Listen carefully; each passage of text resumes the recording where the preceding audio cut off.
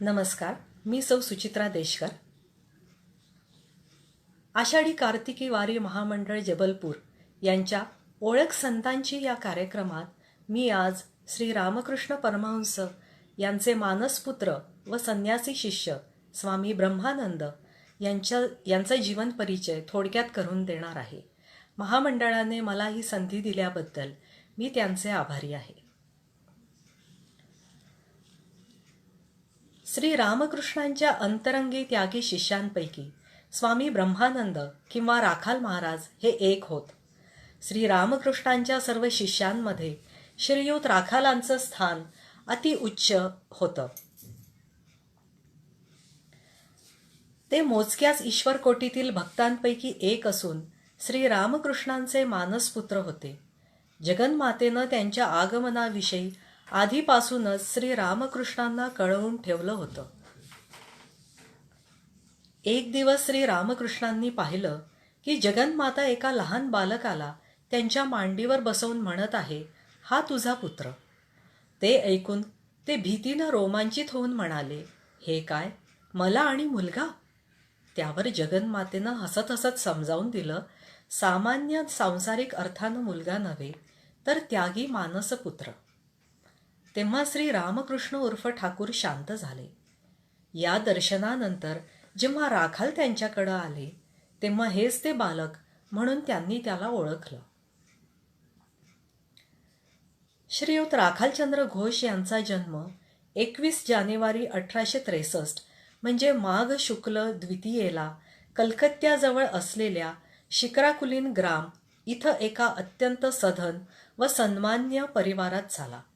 त्यांच्या वडिलांचं नाव आनंद मोहन व आईचं नाव कैलास कामिनी होतं.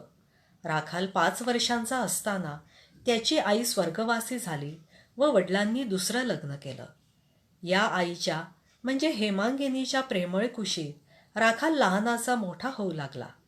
राखाल मोठा झाल्यावर त्याच्या शिक्षणासाठी म्हणून आनंद मोहनांनी एक शाळा सुरू केली व तीत राखालला घातलं. राखालचं सौम्य सुंदर रूप आणि मधुर कोमल स्वभाव पाहून इतर विद्यार्थी व शिक्षक त्याच्याकडे आकृष्ट झाले. थोड्याच काळात तो आपल्या वर्गमित्रांचा नेता बनला. तो अभ्यासात जसा हुशार होता तसा विविध खेळात व कुस्तीतही निपुण होता. तो मित्रवत्सल होता. शिक्षकांनी त्याच्या वर्गमित्रांना मारलं की त्याला फार त्रास होत असे.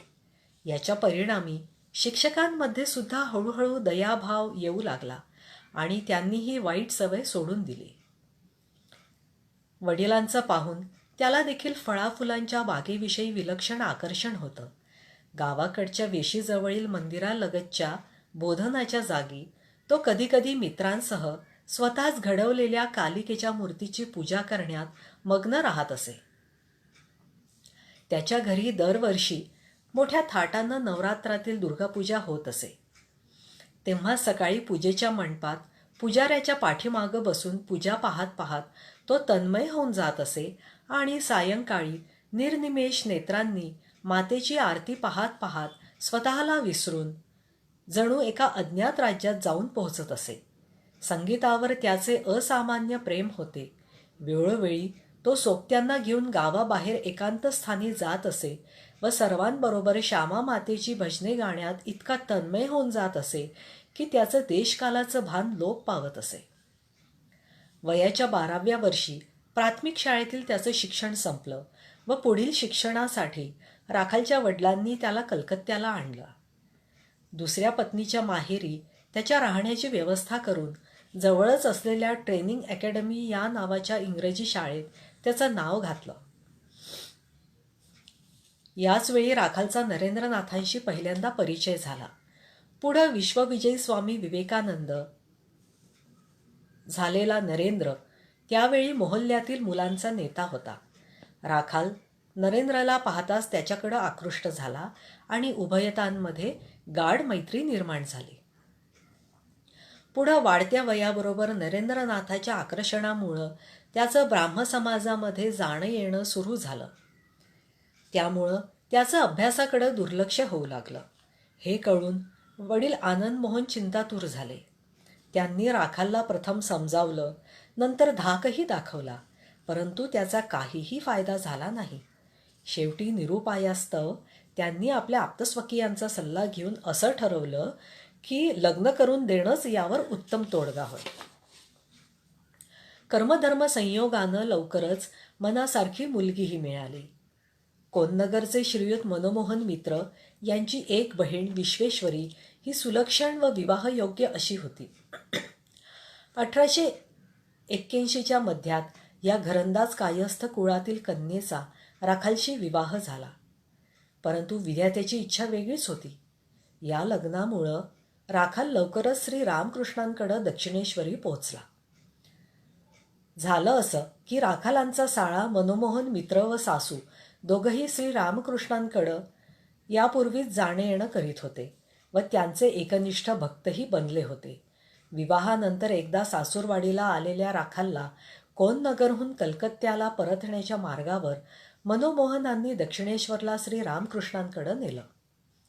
एक दिवस श्री रामकृष्ण दक्षिणेश्वरी आपल्या खोलीत बसल्या बसल्या भावावेशात बघत होते की गंगेच्या प्रवाहावर एक सुंदर व अनुपम शतदल कमल फुललं आहे. चिरकिशोर गोपाल श्रीकृष्णांचा हात धरून आणखी एक बालक पायात नुपूर बांधून त्या शतदल कमळावर नृत्य करीत होता. नृत्याच्या अपूर्व लयीनं माधुर्याचा सिंधू उफाळून उठत होता. पाहता पाहता श्री रामकृष्ण आत्मविस्मृत झाले. अगदी त्याच वेळी समोर राखालचंद्र येऊन उपस्थित झाला. श्री रामकृष्णांनी ताडले की हाच तो जगदंबेनं दाखवलेला मानसपुत्र, कमलदलावर नृत्यरत असलेला व्रजकिशोर श्रीकृष्ण सखा आहे. परंतु प्रथम भेटीत श्री रामकृष्णांनी बाहेरून कोणतीच उत्कंठा व्यक्त केली नाही.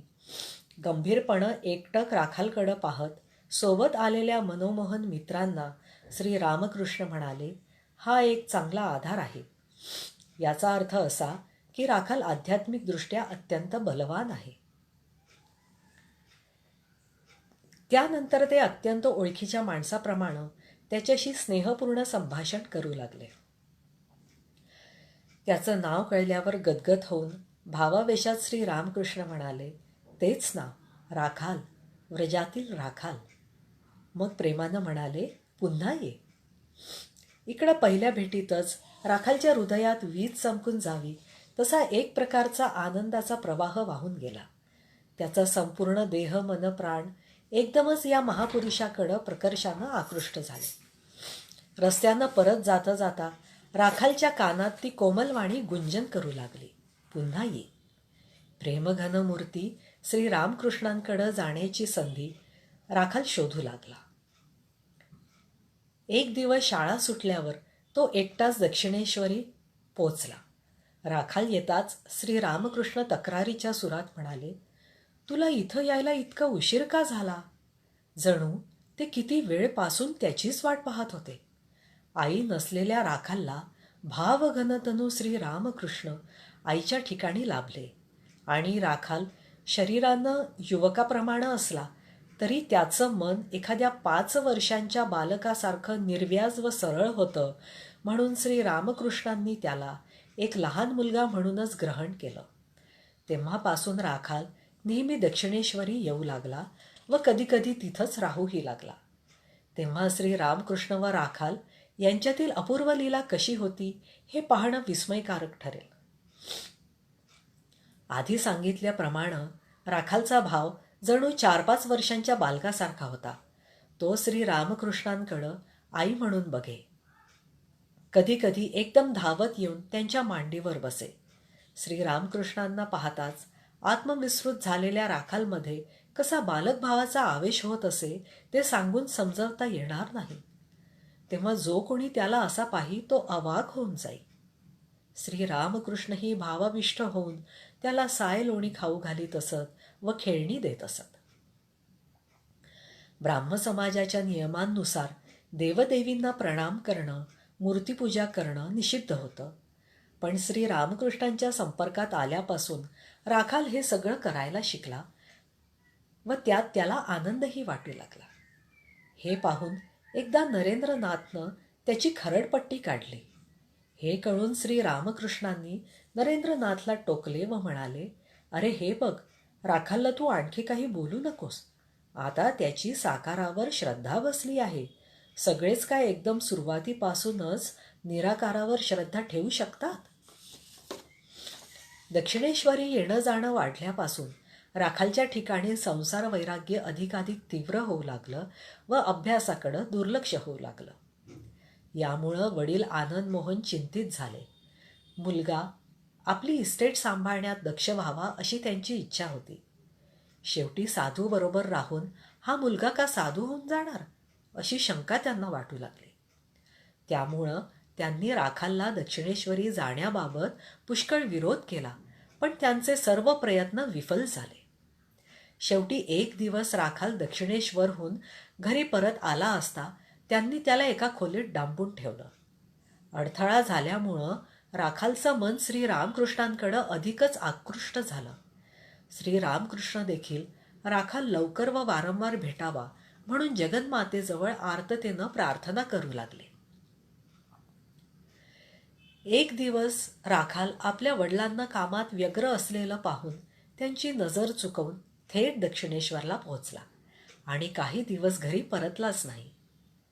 वडीलही संपत्तीविषयक खटल्यात व्यस्त असल्यामुळं दक्षिणेश्वरला लगेच जाऊ शकले नाही. परंतु या खटल्यात त्यांना अकल्पितपणं व अनपेक्षितपणं यश मिळाल्यामुळं ते खूप आनंदित झाले. हे आपल्या मुलाच्या साधुसंगाचं फळ आहे असंही त्यांना वाटलं. मग ते मुलाच्या शोधार्थ दक्षिणेश्वरी आले. पण यावेळी त्यांचं मन उद्वेगरहित व शांत झालं होतं. त्यांना पाहून श्रीरामकृष्णांनी राखालला त्यांना नमस्कार करायला व यथोचित आदर करायला सांगितलं. नंतर श्रीरामकृष्णांनी त्यांचा योग्य तो पाहुणचारही केला. यामुळं आनंद मोहन प्रसन्न झाले. श्रीरामकृष्णांचं आपल्या मुलावरील प्रेम व मुलाचा त्यांच्या सहवासातील आनंद पाहून त्यांनी राखालला तिथं राहण्याची आनंदानं परवानगी दिली व राखालला मधून घरी पाठवावं एवढीच श्रीरामकृष्णांना विनंती केली. इकडं जावयाचं वैराग्य पाहून सासूबाई श्यामासुंदरीही एकदा मुलीला घेऊन श्रीरामकृष्णांकडं आल्या. विश्वेश्वरी त्यावेळी 14 वर्षांची बालिका होती. श्रीरामकृष्णांनी तिला जवळ बोलावून तिचा केशसंभार व अंगलक्षणे पारखून पाहिली. त्यांच्या लक्षात आलं की तिच्या संगतीत आपल्या राखालच्या ईश्वरभक्तीची हानी होणार नाही. ती देवी शक्ती आहे. पतीच्या धर्ममार्गात ती कधीच अडथळा होणार नाही याची खात्री पटल्यावर श्रीरामकृष्णही आनंदित झाले. दक्षिणेश्वरी राहू लागल्यानंतर एक दिवस श्रीरामकृष्णांचे पाय चेपता चेपता राखाल अंतरराज्यात डुबून गेला. त्यावेळी पहिल्यांदा त्याला भावसमाधी लाभली. आणखी एके दिवशी राखाल जगन्मातेच्या मंदिरासमोरील सभामंडपात ध्यान करीत बसला होता. अशावेळी श्रीरामकृष्ण येऊन म्हणाले, हा घे तुझा मंत्र आणि हे पहा तुझं इष्टदैवत. खरोखरीच तात्काळ मंत्र आणि इष्टमूर्तीचं दर्शन प्राप्त होऊन राखाल आनंद सागरात तरंगू लागला. एक दिवस खूप प्रयत्न करूनही साधनेत मन एकाग्र करता न आल्यानं राखाल विषण्ण झाला. हे कळून श्रीरामकृष्णांनी त्याच्या जिभेवर 3 रेषा ओढल्या. त्याबरोबर राखालच्या हृदयात शांतीचा झरा वाहू लागला.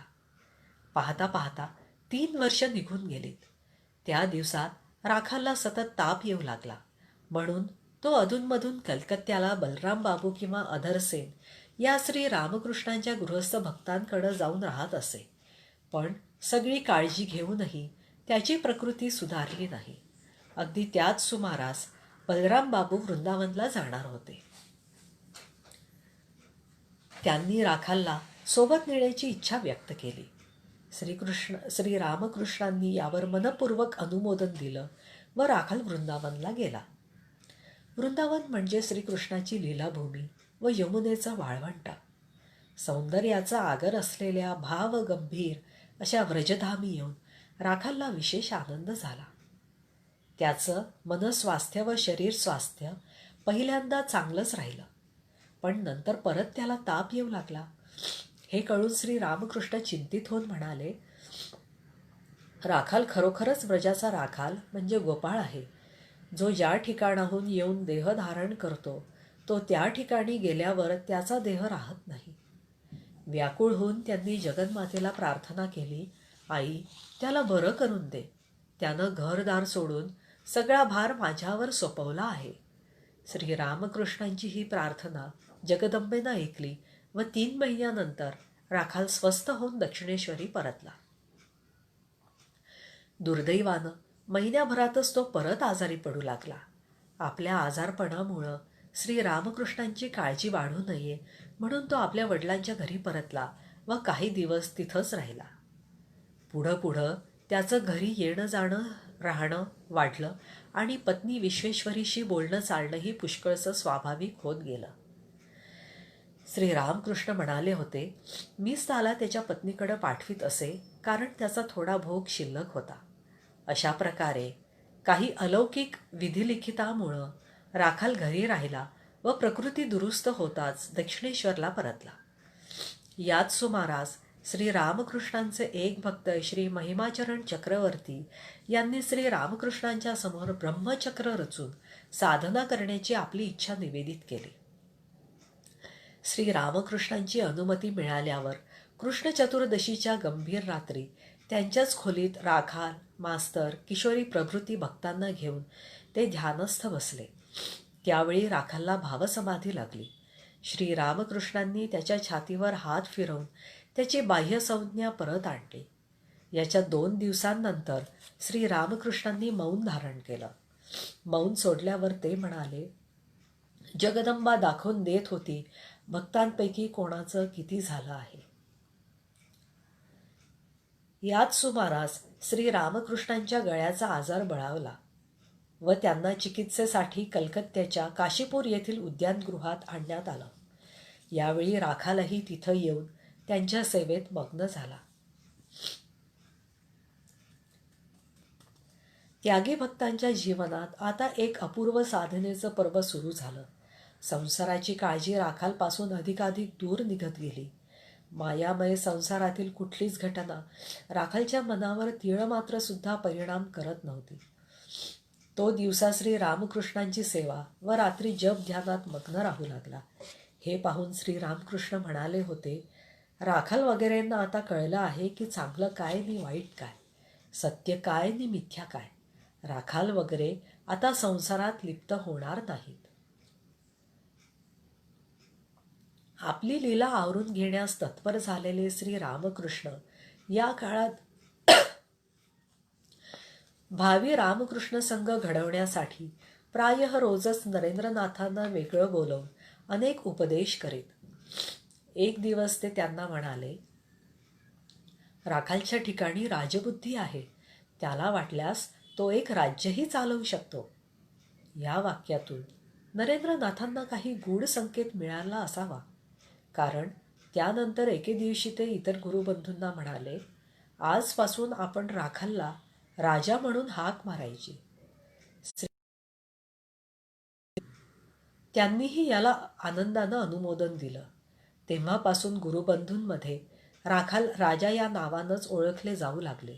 परंतु पुढं रामकृष्ण संघात महाराज हेच त्यांचं सर्वजन परिचित नाव प्रचलित झालं. आता आपण त्यांचा उल्लेख महाराज म्हणूनच करू. श्री रामकृष्णांच्या म्हणजेच ठाकूरांच्या लीला संवरणानंतर महाराजांच्या अंतःकरणात वडिलांची संपत्ती, आपलं कुटुंब यापैकी कुणालाही स्थान नव्हतं. त्यांचं संपूर्ण अंतःकरण केवळ श्री रामकृष्णांच्या स्मृतींनी आणि एका अवर्णनीय व्यथेनं व्यापलं होतं. थोडे दिवस बलराम मंदिरात राहून यथासमयी वराहनगरचा मठ स्थापन झाल्यावर ते तिथं राहू लागले. त्यानंतर यथाकाली सर्वांनी विधिवत संन्यास घेतला तेव्हा महाराजांचं नाव स्वामी ब्रह्मानंद असं झालं. अधूनमधून त्यांचे वडील वराहनगर मठात येत व मुलाला घरी घेऊन जाण्याचा प्रयत्न करीत.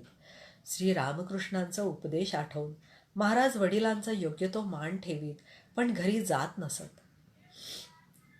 एकदा ते आपल्या वडिलांना नम्रपणं व स्पष्टपणं म्हणाले, आपण कशाला इथं येण्याचा त्रास घेता, मी इथं मजेत आहे.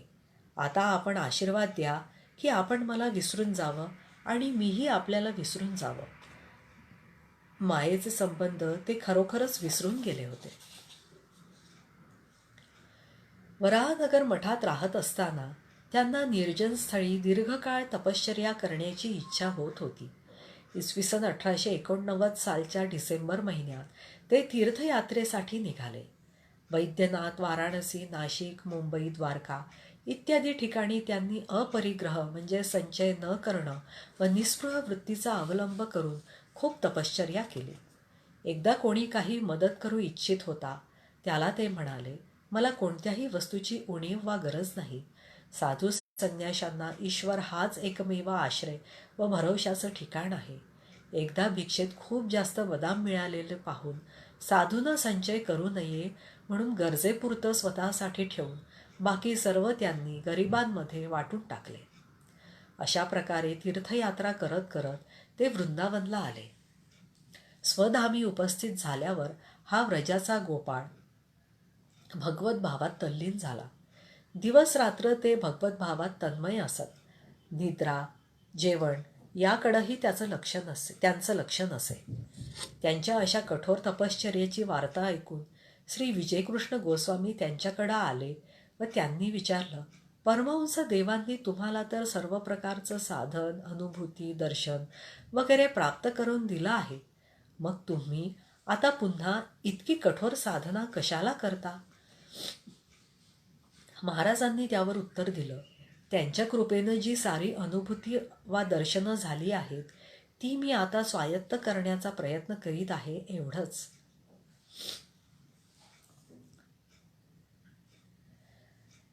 वास्तविक रामकृष्ण संघाच्या इतिहासात अशा तपश्चर्येला खोल अर्थ आहे. कारण महाराज संघाच्या मर्मस्थानी असलेलं एक महान शक्ती केंद्र ठरलं. यामुळंच श्री रामकृष्णांचा भावप्रवाह अव्याहतपणे सुरू राहिला.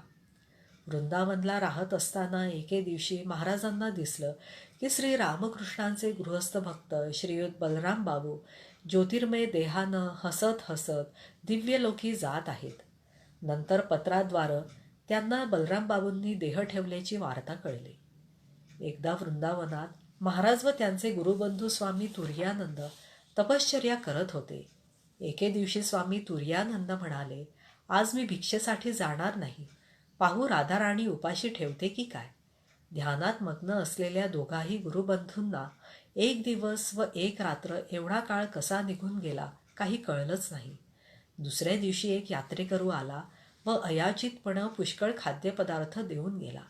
अशा प्रकारे वृंदावनला व अन्यत्र त्यांनी खूप तपस्या केली.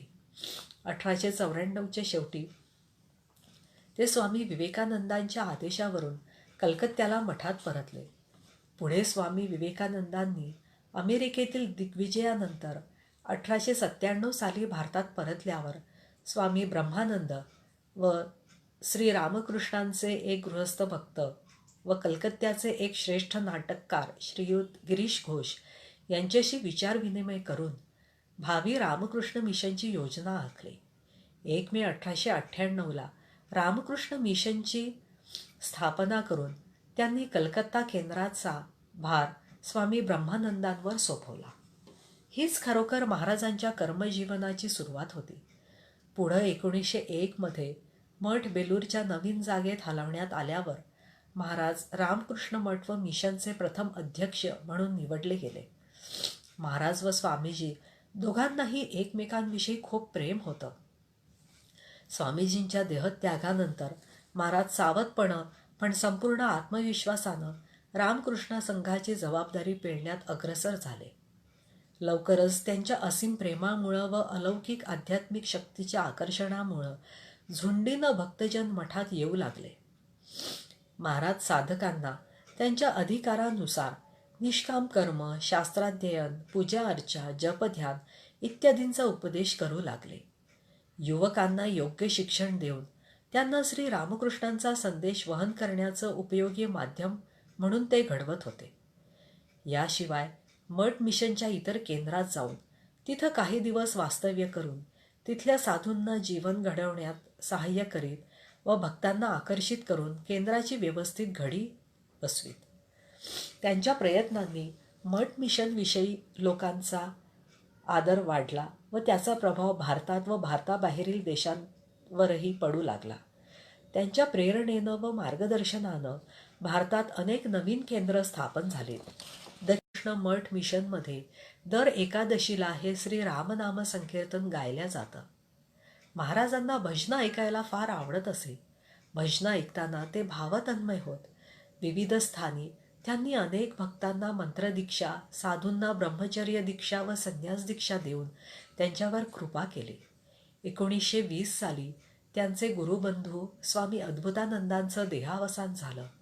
त्याच वर्षी 21 जुलै रोजी रात्री सुमारे 1 वाजता सेवकाला महाराज अंगावर एक चादर पांघरून आराम खुर्चीवर गंभीर होऊन बसलेले दिसले.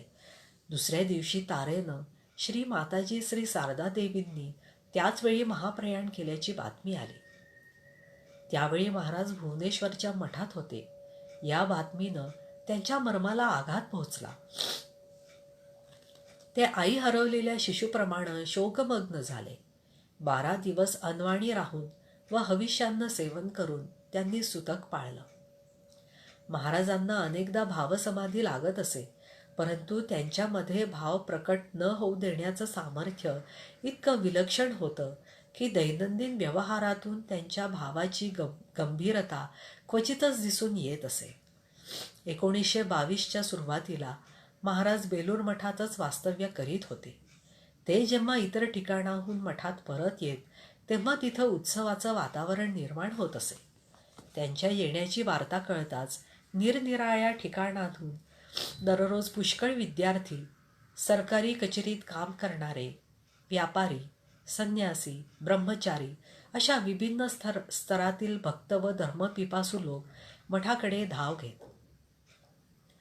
अशा विविध योग्यतेच्या भक्तांची आध्यात्मिक चेतना प्रबुद्ध करण्यासाठी महाराज वेळोवेळी किती प्रकारचे उपाय योजित ते त्यांच्या अत्यंत गंभीर अशा भावराज्याशी अपरिचित असलेले नवागत लोक सहजासहजी समजू शकत नसत. तरी पण प्रत्येक भेटीनंतर आपण एका अज्ञात वैभवाचे स्वामी होऊन घरी परत जात आहोत असे त्यांना स्पष्ट जाणवे. महाराज कधी गोष्टी करत असत, हसत असत किंवा थट्टा मस्करी करण्यात दंग असत. ते पाहून नवागत मंडळी चकित होऊन विचार करत, हेच काय ठाकूरांचे मानसपुत्र आणि हेच रामकृष्ण मठ व मिशनचे कर्णधार. परंतु याच्याच माध्यमातून जिज्ञासू व्यक्तीला नवीन प्रकाश लाभून ती धन्य होत असे आणि लवकरच पुन्हा येण्याचा संकल्प करून ती तृप्त अंतःकरणानं घरी परत जात असे. प्रापंचिक चिंतेनं त्रस्त असलेल्या कितीतरी निराश मनांना या निर्मळ आनंदामुळं एका नवीन प्रकाशाचा शोध लागत असे. मठ मिशनची मोठी जबाबदारी महाराजांच्या खांद्यावर असल्यामुळं त्यांच्या सर्व गरजा उणीवांची त्यांना प्रत्यक्ष माहिती होती. परंतु ते ज्याप्रमाणे व्यक्तिगत जीवनात त्यागाच्या आदर्शाला सर्वात उच्च स्थान देत, त्याचप्रमाणे संघ जीवनातही त्यांच्या लेखी त्यागालाच सर्वोच्च स्थान होते. एकदा पुत्रशोकानं व्याकुळ झालेला एक श्रीमंत व्यापारी काही दिवस बेलूर मठाजवळ राहिला होता. मठाच्या विचारधारेनं मुग्ध होऊन त्यानं आपला सगळा व्यवसाय लोककल्याणाकरता साधूंच्या हाती सोपवून देण्याचा प्रस्ताव मांडला. ही वार्ता स्वामी प्रेमानंदांनी महाराजांना सांगितली. ती ऐकताच महाराज अत्यंत त्रस्त होऊन हात जोडून म्हणाले, बाबूराम दादा, साधुसंग केल्यामुळं त्या माणसाच्या मनात वैराग्य उदय पावलं आणि त्याचा संग करून आपल्या ठिकाणी विषयबुद्धी उत्पन्न व्हावी ना. अर्थात तो प्रस्ताव लगेच नाकारण्यात आला हे सांगायला नकोच. संघाचे नेते या नात्यानं केवळ उपदेश करूनच ते गप्प बसत नसत. उपदेशांचं पालन होतं की नाही हेही ते बघत. बंगलोरच्या आश्रमात राहत असताना ते रात्री उठून प्रत्येक खोलीत जाऊन संन्यासी व ब्रह्मचारी लोक साधना करीत आहेत की नाहीत हे पाहत. रात्रीची वेळ मनाची एकाग्रता साधण्यास अत्यंत अनुकूल असते असे त्यांचे मत होते. श्रीरामकृष्णच आपल्या सगळ्या प्रयत्नांचे केंद्रस्थान असावेत याची ते त्यांना आठवण करून देत असत. महाराजांच्या मनाचा आणखी एक पैलू सहजच सगळ्यांचं लक्ष वेधून घेत असे. सतत अतिंद्रिय राज्यात विचरण करणाऱ्या त्यांच्या मनाला दैनंदिन कार्याच्या चर्चेसाठी आयोजित केलेल्या कोणत्याही सभेत येण्याइतकं खाली आणणं सोपं नव्हतं. अशा वेळी ते बहुधा म्हणत, मी सभेला येणार नाही कारण माझी प्रकृती बरी नाही. परंतु एकदा जर त्यांना मिनतवारीनं विनवणी करून चर्चेच्या ठिकाणी आणता आलं तर मग मठ मिशनशी संबंधित असलेल्या सर्व बाबतीतील माहिती व त्यासंबंधीचा त्यांचा अचूक निर्णय ऐकून सगळे आश्चर्यचकित होत व तो निर्णय ते बिनतक्रार मान्य करीत.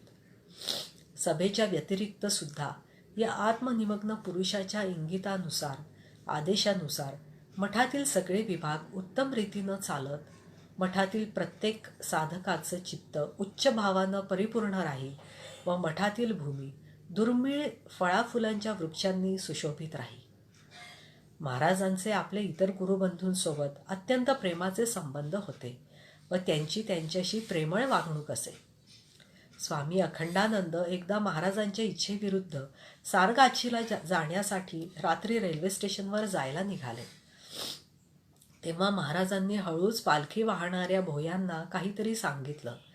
त्याप्रमाणे त्यांनी पालखी बराच वेळपर्यंत इकडं तिकडं फिरवली व गाडीची वेळ टळल्यानंतर अखंडानंदांना पुन्हा पूर्वस्थानी आणून हजर केलं. तेव्हा रात्र संपून पहाट झाली होती. स्वामी अखंडानंदजींनी डोळे उघडून पाहिलं तेव्हा सगळा प्रकार त्यांच्या लक्षात आला. महाराजांसह सगळ्यांनी त्या विनोदात भाग घेतला व चहूकडं हास्यकल्लोळ उठला. महाराजांचे बांधव प्रेम हास्य विनोदाखेरीज इतरही प्रकारे प्रकट होत असे. बेलूर मठाच्या समोरील गंगा काठावरील बांध व घाट बांधण्याच्या कामात नियुक्त असलेले स्वामी विज्ञानानंद कामात अंदाजापेक्षा बराच अधिक खर्च झाल्यामुळं स्वामी विवेकानंदांसमोर जायला धजत नव्हते. तेव्हा महाराजांनी ती सगळी जबाबदारी स्वतःच्या खांद्यावर घेतली आणि स्वामीजींचा सगळा राग अशा आनंदानं सहन केला की जणू सर्व अपराध त्यांचाच होता. महाराजांचं प्रसंगावधान, साहस व शिष्यप्रेम यांचं उदाहरणही आश्चर्यकारक आहे. एके दिवशी महाराज आपल्या 2 शिष्यांबरोबर फिरत होते. त्यांच्यापैकी एक स्वामी प्रभवानंद होते. एकाएकी पळापळा असा आवाज आला आणि त्याबरोबरच एक सांड जोरानं तिकडं धावत येत असल्याचं दिसलं. तेव्हा 2 शिष्य महाराजांना वाचवण्यासाठी पुढं सरसावले, परंतु महाराजांनी दोघांनाही जोरात पाठीमागं ढकललं व स्वतः ते शांतपणे उभं राहिले. सांड तिथं येऊन एकदम थबकला आणि मग डोकं हलवून दुसरीकडं निघून गेला. आणखी एकदा महाराज स्वामी अखिलानंद व एक भक्त यांच्यासोबत भुवनेश्वर येथील जंगलात फिरत होते. अकस्मात एक वाघ त्यांच्यासमोर 100 फुटांवर येऊन उभा झाला. महाराज काहीच हालचाल न करता शांतपणे उभं राहिले. तो वाघ थांबला आणि काही वेळ त्यांच्याकडं पाहून पळून गेला. स्वामी ब्रह्मानंद आध्यात्मिक शक्तीचा एक विराट स्रोत होते. त्यांच्या अनुभूती अंतहीन होत्या. एकाच वेळेला सगळ्या लोकांना उच्चतर भूमीवर उचलून घेण्याची त्यांची क्षमता होती. एक इंग्रज सभ्य स्त्री मद्रासच्या मठात आली. ती मानसिकदृष्ट्या अत्यंत अस्वस्थ होती. आपलं दुःख तिनं मठातील संन्यासी गणांजवळ व्यक्त केलं. त्यावर तिला कलकत्त्याला जाऊन महाराजांचं दर्शन घेण्याबाबत सांगण्यात आलं. त्याप्रमाणे ती कलकत्त्याला गेली व महाराजांना जाऊन भेटली. नंतरच्या काळात ती म्हणाली की ती जेव्हा वेदनामय अंतःकरणानं महाराजांपाशी जाऊन गुडघे टेकून बसली तेव्हा महाराजांनी तिला आशीर्वाद दिला. त्यावेळी तिला एक अननुभूत प्रेरणा आणि आध्यात्मिक अनुभूती आली. परिणामी तिच्या सगळ्या यातना दूर झाल्या व तिला अत्यंत आनंद व शांती लाभली. कोणी अनोळखी परकीय व्यक्ती आली की श्री रामकृष्णांना एखाद्या लहान मुलाप्रमाणे त्याची भेट घ्यायला जसा संकोच वाटे तसाच महाराजांनाही वाटे. एक दिवस बेलूर मठात एक साहेब महाराजांचं दर्शन घ्यायला आला. महाराजांना तसं सांगण्यात आलं, परंतु त्यांनी दर्शन होणार नाही असा निरोप पाठवला.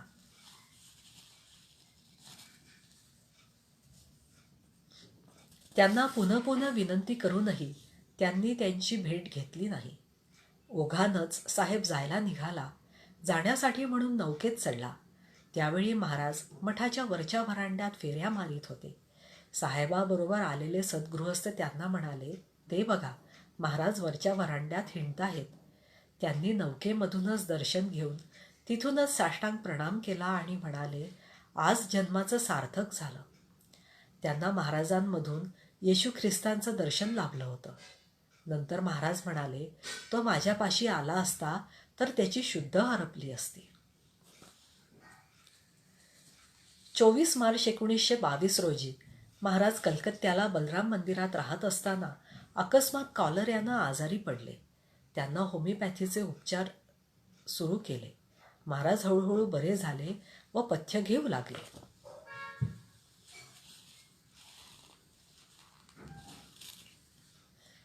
परंतु 2 दिवसांनी त्यांच्या शरीरात मधुमेहाची लक्षणं दिसायला लागली.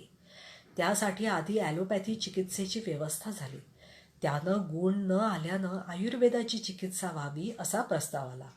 हे ऐकून महाराज विनोदानं म्हणाले, युनानी औषधोपचार तेवढे कशाला बाकी ठेवता? ते निर्विकार नित्यसिद्ध महापुरुष त्यावेळी स्वतःच्या शरीराकडं एका वेगळ्या जड पदार्थाप्रमाणे पाहत होते आणि रोग, उपचार व त्याचे परिणाम यासंबंधी संपूर्णपणे उदासीन होते.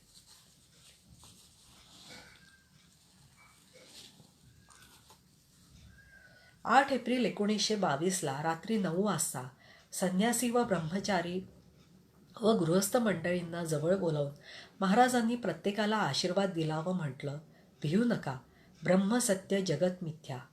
मग तिथं उपस्थित असलेल्या व उपस्थित नसलेल्या सर्व शिष्यांचा विचार मनात आणून त्यांच्यासाठी कल्याण कामना केली.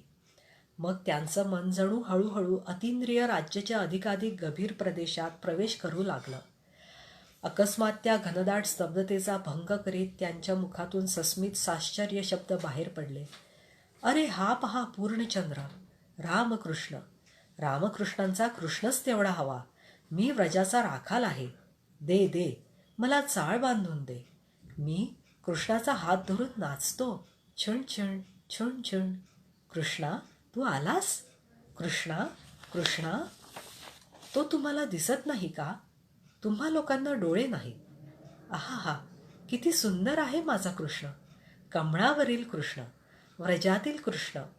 हा कष्टाचा कृष्ण नव्हे. आता खेळ संपला. पहा पहा, एक कोवळ बालक माझ्या अंगावरून हात फिरवित आहे आणि म्हणत आहे, ये, निघून ये. मग महाराज जरा शांत झाले. दुसरा दिवसही असाच निघून गेला. 10 एप्रिल रोजी रात्री 9:15 वाजता श्री रामकृष्णांचा हा मानसपुत्र राखाल नित्यलीलेत प्रवेश करता झाला. मंगळवारी त्यांचा पवित्र देह बेलूर मठात आणण्यात आला. पुष्प, चंदन, अगरू इत्यादींसह पवित्र होमाग्नीमध्ये त्याची आहुती देण्यात आली. नंतर बेलूर मठाच्या परिसरातच त्यांचं मंदिर बांधण्यात आलं. तिथं आजही नित्यपूजा होत असते. आपल्यालाही त्यांची कृपा प्राप्त होवो ही ईश्वरचरणी प्रार्थना. आता त्यांचे काही उपदेश पाहू. 1. ज्यांनी गुरु केला आहे त्यांना गुरु पैलतीराचा रस्ता दाखवून देतात आणि त्यांच्या मार्गावरील बाधा विघ्न दूर करून देत असतात. गुरु वाक्यावर विश्वास ठेवून त्यांनी जसं सांगितलं तसंच करीत जा. सद्गुरूवर खरा विश्वास झाला म्हणजे सर्व कार्य साधलं. 2. यथार्थ तपस्या ही 3 गोष्टींवर प्रतिष्ठित असते. प्रथम सत्याश्रयी व्हायला पाहिजे. सदा सर्वदा प्रत्येक कामात सत्यरूपी खुंटा धरून ठेवायला पाहिजे. द्वितीय, कामजित व्हायला पाहिजे. तृतीय, वासनांवर विजय मिळवायला पाहिजे. 3. साधन भजन करत असताना प्राथमिक अवस्थेत काही नियम घालून घेणं फार लाभदायक असतं. अमुक इतका वेळ जप करायचा, इतका वेळ ध्यान करायचं, इतका वेळ वाचन पठनादिकांसाठी द्यायचा इत्यादी. बरे वाटो किंवा न वाटो, I must follow my routine अशी एक जिद्द बाळगायला हवी.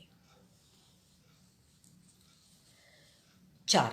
दुःख कष्ट भोगावे लागले म्हणजे माणूस भगवंताला दोष देतो. परंतु ही त्याची चूक आहे, फारच मोठी चूक आहे. तुम्ही आपल्या पसंतीप्रमाणे आपला मार्ग आपणच निवडला असून त्या मार्गावरील भलीबुरी फळं तुम्ही भोगत आहात. त्याबद्दल भगवंतावर दोष लादून कसं चालणार?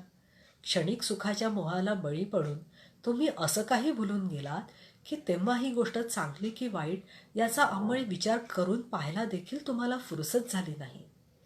आता आगीत हात घातला म्हणजे हात भाजणारच. मग तो दोष आगीचा की तुमचा?